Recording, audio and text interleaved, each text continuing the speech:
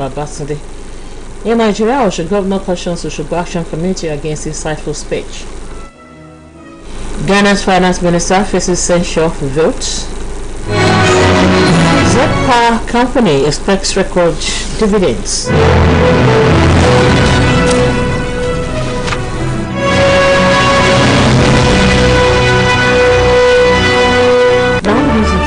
The Osho Action Committee has been advised not to incite the people against Governor Adegboyega Oyetola by spreading falsehood that the government intends to dethrone the Ataoja of Osogbo Oba Jimoh Olanipekun Oyetunji Laroye II. The Chief Press Secretary to Governor Oyetola, Ismail Omekpidon, in a statement said the letter to the governor asking him to take action on a non-existent process is mischievous and deliberately designed to pick the people against the governor and his government. According to the statement, the author of the letter, Chief Ajadi Batmos, has unfettered access to the governor. If indeed he has the best of intentions, he ought to have found out from the governor before making his claims. He recalled that Chief Batmos has also authored a similar letter shortly before the July 16 governorship election, wherein he claims that the government has relocated the Air Force Base from Osogbo to Iragbiji, while stating that the governor has no issues with the Ataoja. He urged the people to disregard the content of the letter and always endeavor to find out the truth. Still on events in Nigeria, the Minister of Aviation, Mr. Hadi Sirika, says the Economic and Financial Crimes Commission is currently investigating the contractor that handled one of the cargo projects at the Nnamdi Azikiwe International Airport in Abuja. Mr. Sirika disclosed these when he appeared before the House of Representatives Committee on Aviation to defend the 2023 budget proposal of the ministry. He explained that there are two cargo projects in Abuja and that one has been completed and is awaiting inauguration by President Muhammadu Buhari.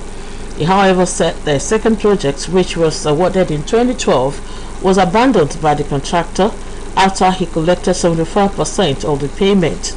According to him, the contracts were abandoned by the contractors, adding that President Buhari had directed that they be probed, prosecuted, and the money recovered. But because they don't have prosecution powers, they reported them to the EFCC. Ghana's Finance Minister, Ken Ofori-Atta, will face a vote of censure today for his handling of the economy as annual inflation rate hit 40.4% for October. The cost of essential commodities like staple food, fuel, and utilities have all surged to push price increases to a record high. Ghana's opposition members of parliament filed the essential motion against the minister for mismanagement of the economy, among other reasons. But the ruling New Patriotic Party has ordered its members of parliament to abstain from the votes and asked its chief whip to ensure that the order is complied with. In a statement, the party said the essential vote was ill-intended and aimed at derailing government's efforts at solving current socio-economic upheavals. The Bukoba Airport in northwestern Tanzania has reopened after being closed following a crash that left 19 people dead. The passenger plane crashed into Lake Victoria as it attempted to land at the airport on Sunday. A local administrator told journalists that the first passenger plane was expected to land at the airport today. Technical advisors from aircraft manufacturer ATR have launched an investigation into the crash. French civil aviation safety investigation experts have also been deployed to the country. The aircraft was operated by Precision Air, Tanzania's largest privately owned passenger airline. And according to a report, it had been operating on the Dar es Salaam Bukoba route since 1994. This is the world at noon, coming to you from Osun State Broadcasting Corporation, Voice of the West, Nigeria. Now, Abid's message. It is characteristic of wisdom not to do desperate things. A loving heart is the truest wisdom.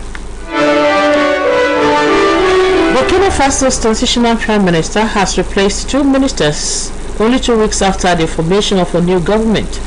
The Minister for Industry and Trade, as well as the one in charge of lands and housing, were replaced through a decree read out on national television. Donatien Gallo's appointment as trade minister had faced opposition by traders associations who accused him of malpractices as a former head of the country's National Union of Traders. He has now been replaced by Sergei Buda, an executive of BCEAO, the central bank of the common regional currency. Mikhailo Sidibe replaces Yakuba Dié, whose appointment as Lands and Housing Minister had also been challenged by a wave of protests over alleged poor implementation of a past government housing project. The ZEC Power Utility ZEC said its net profit in the third quarter reached 18.7 billion ZEC crowns, with the company again raising its outlook for earnings for 2022. The ZEC major electricity producer said it expected the net profit adjusted for extraordinary effects for the full year to reach 65 to 75 billion ZEC crowns, up from the 60 to 65 billion IR forecasted after the previous quarter. ZEC attributed the increase to higher profit from commodity trading and higher electricity prices. ZEC presently forecast a dividend for the state to reach up to 36 billion crowns. The ZEC state has an almost 70% stake in the company. And here again are the highlights of the world at noon. In Nigeria, the Osogbo Action Committee have been advised not to incite the people against the Osun State Governor, Mr. Adegbega Oyetola, by spreading falsehoods that the government intends to dethrone the Ataoja of Osogbo, Obajimola Oyetunji. Ghana's Finance Minister Ken Ofori-Atta will face a vote of censure today for his handling of the economy as annual inflation rate hit 40.4% for October. The ZEC Power Utility ZEC has also says its net profit in the third quarter reached 18.7 billion ZEC crowns, with the company again raising its outlook for earnings for 2022. The world at home has put together by Timitokbe Olayiwola and delivered by Olushayo Babatunde. As presidential and national assembly elections draw near in the country, today's news talk encourages youth